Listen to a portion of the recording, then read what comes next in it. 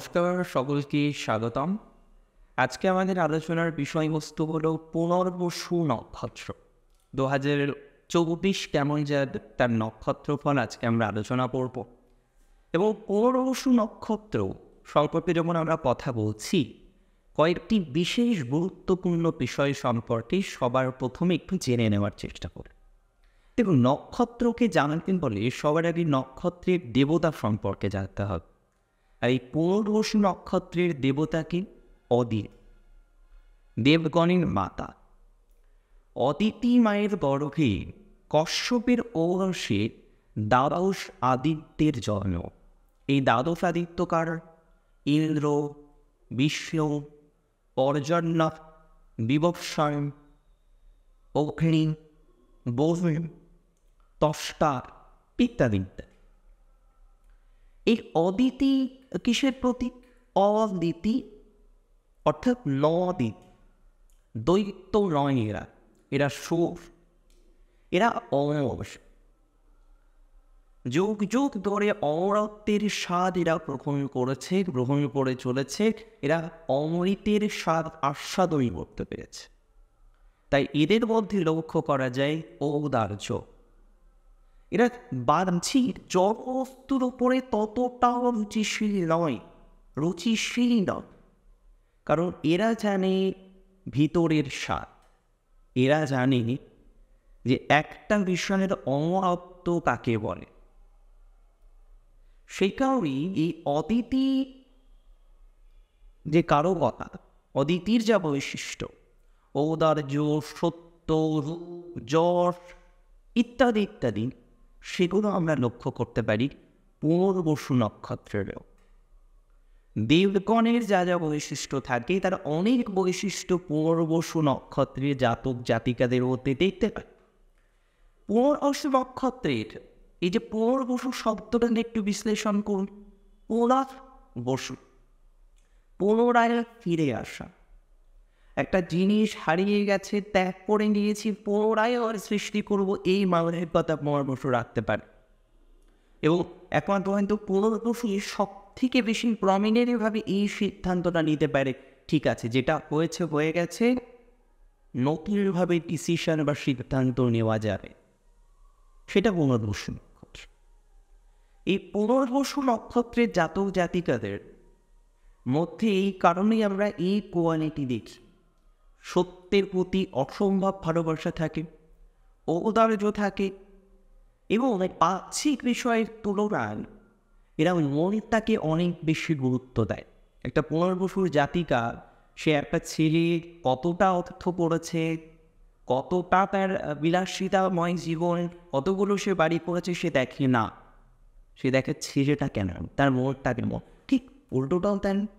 একটা পুনর্বসু নক্ষত্রের জাতক কখনোই বাহ্যিক সৌন্দর্য দ্বারা একটি মেয়েকে জাজমেন্ট করে না বা কাউকেই জাজমেন্ট করে না। সে অন্তরের অমরত্বটাকে দেখতে চায়। ঠিক যেমন একজন সুর বা দেবতার একটা বৈশিষ্ট্য। পুনর্বসু নক্ষত্রের প্রতীকটা কি জানেন? তুম, তয় দীর্ঘ আর মূর্ধন্য র। এই তুম যাতে ধূপ রাখা, তাহলে এরা কিন্তু এদের ধারণ ক্ষমতাও আছে, এরা রাখতে চান। যে তীর দ্বারা যদি কেউ বিদ্ধ হয় তার প্রাণ যাবে, তার মানে কতটা কঠিন একটা তীর বা কতটা সেই তীরটি শক্তিশালী, কিন্তু সেটিকে মতের ছায়ায় রেখে দিতে জানে তোর। তেমনই বৈশিষ্ট্য হচ্ছে পুনর্বসু। আরও অনেক বিষয় আসবে, আলোচনা করতে করতে দ্বাদশ আদিত্যের বৈশিষ্ট্য চলে আসবে পুনর্বসুর মধ্যে। তবে মোটামুটি যেগুলো আমি বললাম, এই বৈশিষ্ট্যগুলো আমরা পুনর্বসুর মধ্যে পাই। এই কারণেই আমি পুনর্বসু নক্ষত্র, মিথুন রাশি আলোচনা করার সময়ও বারবার আমি বলি, অত্যাধিক মারাত্মক নক্ষত্র। মিথুন রাশির 20 ডিগ্রির পর থেকে শুরু হচ্ছে পুনর্বসু নক্ষত্র, এবং কর্কট রাশির পর্যন্ত কিন্তু পুনর্বসু নক্ষত্র চলে যাচ্ছে। এখানে কর্কট রাশির 3 ডিগ্রি 20 মিনিট পর্যন্ত কিন্তু পুনর্বসু নক্ষত্রের স্প্যান। 2023 পুনর্বসুর সব দিক থেকে যে খারাপ গিয়েছে আমি বলবো না, হ্যাঁ, কয়েকটি বিষয় পুনর্বসু খুব জটিল ছিল, যার মধ্যে ফাইন্যান্সটা একটা খুব গুরুত্বপূর্ণ ফ্যাক্টর। পুনর্বসু 2023 সালে যে ফাইন্যান্সিয়াল স্টেটাস নিয়ে নানা রকমের জটিলতা আপনারা ভোগ করেছেন, অর্থ থাকলেও তার উপযুক্ত ব্যবহার করার ক্ষেত্রে নানা রকম সমস্যা এসেছে, এবং অনেকে যেটা জীবনে কোনোদিন পাননি একটা অর্থ কষ্টের মতো আবহাওয়া, সেটিও কিন্তু ভোগ করে ফেলেছে। আবার অনেকের ক্ষেত্রে আমরা দেখলাম এতটা দক্ষ, পুনর্বসু খুব দক্ষ নক্ষত্র, এতটা দক্ষ হওয়ার সত্ত্বেও সে কিন্তু জীবনে ততটা আপলিফমেন্ট করতে পারলেন না, এবং আপনি দেখছেন যে আপনার স্টেটাস 5 বছর আগে ঠিক যেমন ছিল অ্যাজ ইট ইজ তেমনটাই হচ্ছে, খুব ডেভেলপমেন্ট আপনি করতে পারেননি। এটা কিন্তু পুনর্বসুর ক্ষেত্রে ফ্যাক্ট। আমি এত কথা আপনাদের সাথে শেয়ার করতে পারি বা শেয়ার করতে চাই পুনর্বসু নক্ষত্রের জাতক জাতিকাদের, সেটি হলো আপনাদের যে ডেভেলপমেন্ট, আপনাদের যে অগ্রগতি আমরা 2024 হয়তো লক্ষ্য করব। রাশি যদি মিথুন হয়ে থাকে পুনর্বসু নক্ষত্র, এপ্রিল পর্যন্ত সময় যথেষ্ট ভালো। আবার অক্টোবরের 9 তারিখের পর থেকে সময় কিন্তু যথেষ্ট ভালো হতে চলেছে, কোনো সন্দেহ নেই। রাশি হচ্ছে কর্কট, পুনর্বসু নক্ষত্র। মে মাস থেকে অক্টোবরের 9 পর্যন্ত সময় অসম্ভব, বিশেষ করে আর্থিক দিক থেকে। আমি অর্থ নিয়ে আলোচনা করছি, এবং আমি পুনর্বসু এটিও খেয়াল করেছি যে একটা সোর্স থেকে ইনকাম আসতো, কিন্তু এমন কোনো কারণ তৈরি হলো বা এমন কোনো জায়গা তৈরি হলো যে কারণে আপনার সোর্স অফ দ্য ইনকামের ক্ষেত্রে কিছু ডিস্টারবেন্স, কিছু সমস্যার জায়গা কিন্তু তৈরি হয়ে গিয়েছে। তবে এটুকু আপনাদেরকে আমি বলতে পারি, আশ্বস্ত করতে পারেন, যে সময়টা আমি পুনর্বসু নক্ষত্রের ক্ষেত্রে বললাম, দুটো রাশির ক্ষেত্রেই আমি পৃথক পৃথক টাইম স্প্যান শেয়ার করেছি, সেই সময়কালে কিন্তু আপনার আর্থিক ডেভেলপমেন্ট নিশ্চিতভাবেই হবে। পুনর্বসু নক্ষত্রটা বৃহস্পতি নক্ষত্র। দেখুন, নক্ষত্রকে আমরা দেবতা থেকে যদি জাজমেন্ট করি, অনেকটা পারফেক্ট একটা ওপিনিয়ন পাওয়া যায়। আমরা যদি একটি পার্টিকুলার নক্ষত্রে শুধুমাত্র ও প্ল্যানেটের নক্ষত্র এই হিসেবে জাজমেন্ট করি, তাহলে অনেক তথ্য কিন্তু আমাদের অগোচরে থেকেছে। আর পুনর্বসুর এই যে আদিত্য বা অদিতি, এই যে কনসেপ্ট, খুব গুরুত্বপূর্ণ একটা কনসেপ্ট। আচ্ছা, এর পরের যে বিষয়টা পুনর্বসু নক্ষত্রে জাতক জাতিকাদের ক্ষেত্রে আমরা দেখব, সেটা হলো সম্পর্কের ক্ষেত্রে অন্য। যদিও পুনর্বসু খুব মারাত্মক নক্ষত্র, জটিলতা, কপটতা এগুলো পুনর্বসুর মধ্যে আমি দেখি না, নেই। কিন্তু পুনর্বসুর মধ্যে যেটা খুব স্ট্রংলি দেখি, স্ট্রংলি লক্ষ্য করা যায়, সেটি হলো এই যে জটিলতা, এই যে কপটতা, এগুলো দ্বারা এরা বৃদ্ধ হয়। এরা তো সৌররাশি, এদের মধ্যে যথেষ্ট পরিমাণে সৃজনশীলতা, মানিয়ে নেওয়ার দক্ষতা হার্মফুল হয় না। মিথুনের পুনর্বসুও হার্মফুল নয়, কর্কটের পুনর্বসুও হার্মফুল নয়। কারো ক্ষতি করবো, সেই নিয়ে 10 ঘন্টা নষ্ট করবো, আমি বিশ্বাস করুন দেখিনি পুনর্বসুর মধ্যে এই মেন্টালিটি। হ্যাঁ, রাগ জেদ সকলের মধ্যেই থাকি, পুনর্বসুর মধ্যেও আছে, কিন্তু অপেক্ষাকৃত কম। আর পুনর্বসু যতটা ইউটিলাইজড হয়, প্রত্যেকটা মানুষই ইউটিলাইজড কোনো বিশেষ ক্ষেত্রে, প্রত্যেকের একটা জায়গাতে থাকে, প্রত্যেকের একটা দুর্বলতার জায়গা থাকে। পুনর্বসুরও আছে, কিন্তু পুনর্বসুর একটু বেশি আছে কিনা। আচ্ছা, এবারে হচ্ছে আমাদের কর্মজীবনটাকে নিয়ে আরেকটি চর্চা করব। তার আগে আমি মনে নিই, যারা বিদেশে আছেন, বর্তমানে বিদেশে রয়েছে, 2024 বিদেশে যারা আছেন তাদের ডেভেলপমেন্ট আমরা পাবো এপ্রিল মাসের পর থেকে। নতুন কর্মপ্রাপ্তির জায়গা বা এডুকেশন কমপ্লিট করার মতো অবকাশের জায়গা, সেটি কিন্তু এপ্রিল 2024 পর থেকে অক্টোবরের মধ্যে একটা খুব ভালো সমন্বয় থাকবে পুনর্বসু নক্ষত্রের জাতক জাতিকাদের, এবং আমার মনে হয় অনেকেই এই সময়টিকে কাজে লাগাতে পারবে। বিশেষ করে যারা বিদেশে আছেন, এডুকেশানে রয়েছেন, এমনিতে যারা হায়ার এডুকেশানে যুক্ত, রিসার্চ বা ইত্যাদি ইত্যাদি এডুকেশানের সাথে যুক্ত, তাদের পজিটিভিটি 2024 দেবে। যারা বিভিন্ন ধরনের এক্সামিনেশানগুলো দিতে চাইছেন, তাদের ক্ষেত্রে কিন্তু এন্ট্রান্স এক্সামিনেশান দিতে চাইছেন, তাদের ক্ষেত্রে তো গাইড অনেকটা বৃদ্ধিপ্রাপ্ত হবে। মানে 2023-এর কম্প্যারিজনে 2024-এর কথা যদি আমি বলি, নাক্ষত্রিক প্রেডিকশন যদি আমি রাখার চেষ্টা করি, পুনর্বসু কিন্তু কোনোভাবেই পিছিয়ে থাকবে না। তবে পুনর্বসুর অনেকের বৈবাহিক বিষয় নিয়ে অনেক জটিলতা আসছে। মিথুনের ক্ষেত্রেও আসছে যে বিয়ে হবে হবে ভাব কিন্তু হচ্ছে না, এবং এই রকমভাবে নানান জটিলতা আপনি বারংবার পাচ্ছেন। ঠিক হয়ে বিয়েও হচ্ছে না। দুই বোন রয়েছেন, বড় বোনকে দেখতে সে ছোট বোনকে পছন্দ হয়ে যাচ্ছে, কিন্তু বড় বোনের আর মিল হচ্ছে না।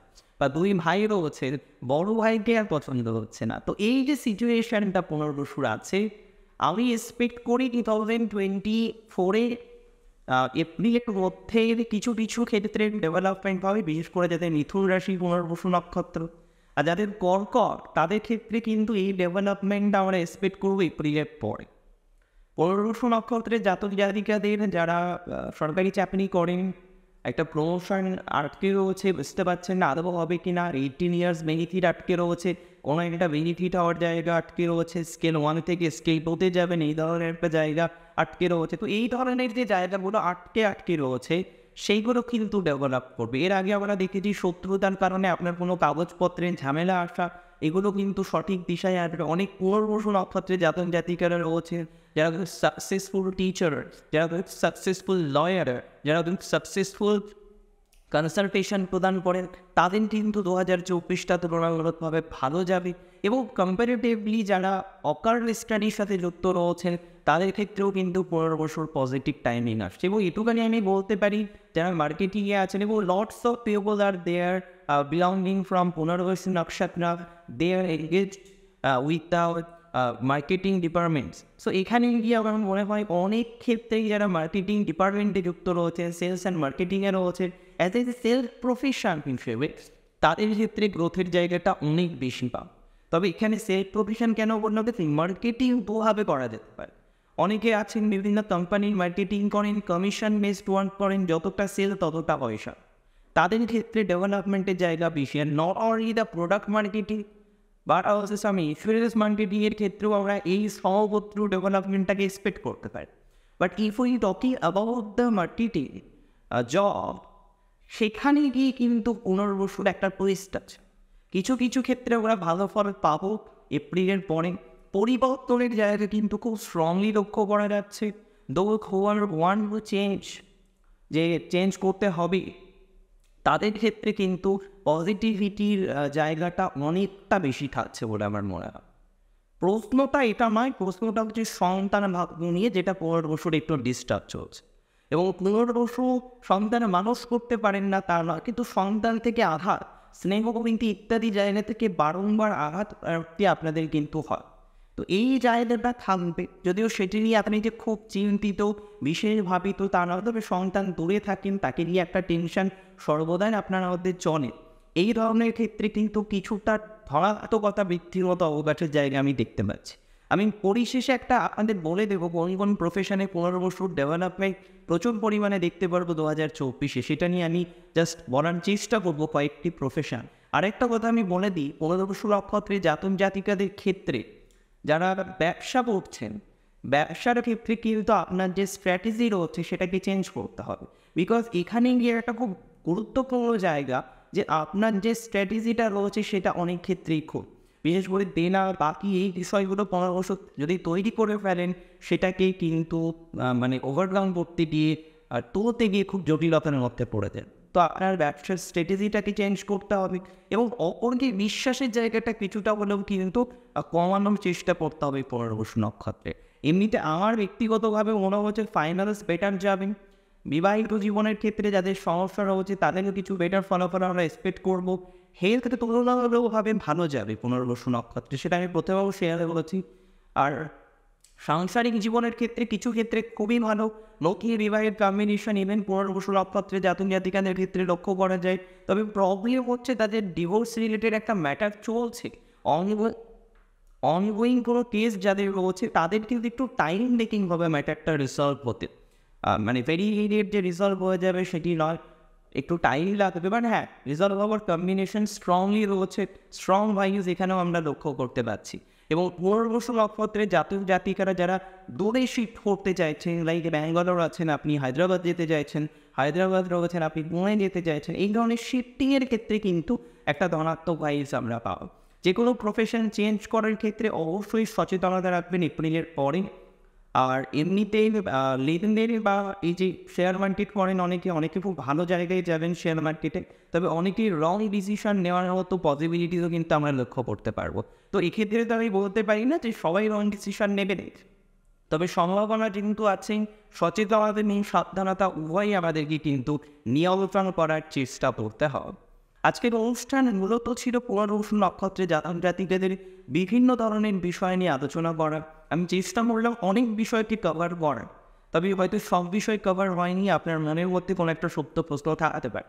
কয়েকটি প্রফেশন পুনর্বসু যথেষ্ট পজিটিভ হতে পারে, যার মধ্যে মেডিকেল প্রফেশন, যার মধ্যে এডুকেশনাল প্রফেশন, যার মধ্যে যারা যুক্ত রয়েছেন বিজনেস এবং সেটা গভর্নমেন্ট কন্ট্রাক্টর হতে পারে, যে কোনো ধরনের টেলিকম ইন্ডাস্ট্রি হতে পারে পজিটিভ যাবে, যে কোনো ধরনের educational products and business positive যাবে, খাদ্যদ্রব্যাদি মধ্যম প্রকৃতির যাবে, যে কোনো ধরনের গার্মেন্টস মধ্যম প্রকৃতির যাবে, যে কোনো ধরনের বুটিক্স মধ্যম প্রকৃতির যাবে। যথেষ্ট ধনাত্মক কিন্তু হতে চলেছে মিষ্টান্ন দ্রব্যাদি জাতীয় কোনো বিজনেসের ক্ষেত্রে, এবং কাষ্ঠ জাতীয় বিজনেস পজিটিভ হওয়ার চান্স কিন্তু দেখতে পাচ্ছি। ল্যাব, মেডিকেল ইত্যাদি বিষয় পজিটিভ দিকে যাওয়ার সম্ভাবনা রয়েছে। ল তুলনামূলকভাবে ভালো যাবে। যারা এডুকেশনাল বিভিন্ন ট্রাস্ট চালান তাদের ক্ষেত্রে ধনাত্মকতা বৃদ্ধির অবকাশ রয়েছে। ব্যাগস, শুজ এগুলোর ক্ষেত্রে যারা লেদার বাদের নিম্ন যে ম্যাটেরিয়ালগুলো হয় তাদের ক্ষেত্রে ধনাত্মকতা কিন্তু বাড়বে। এবং আজকের অনুষ্ঠান মূলত এই বিষয় ছিল পুনর্বসু নক্ষত্রকে নিয়ে অনেক কথা বললাম, তবে অনেক কিছু বলার থাকে। কারণ পুনর্বসু নক্ষত্রকে যদি আমরা ভালোভাবে বুঝতে চাই তাহলে আমাদেরকে দ্বাদশ আদিত্যকে বুঝতে হবে। কারণ চারটে চমকে বুঝতে গেলে দ্বাদশ আদিত্যকে বুঝতে হবে। অনেক ভালো, তখন আপনারা প্রত্যেকে আরও ডিটেলসে আমি আলোচনা করার চেষ্টা করব। অনেক ভালো থাকবেন, সুস্থ থাকবেন। জয় শ্রী গণেশ।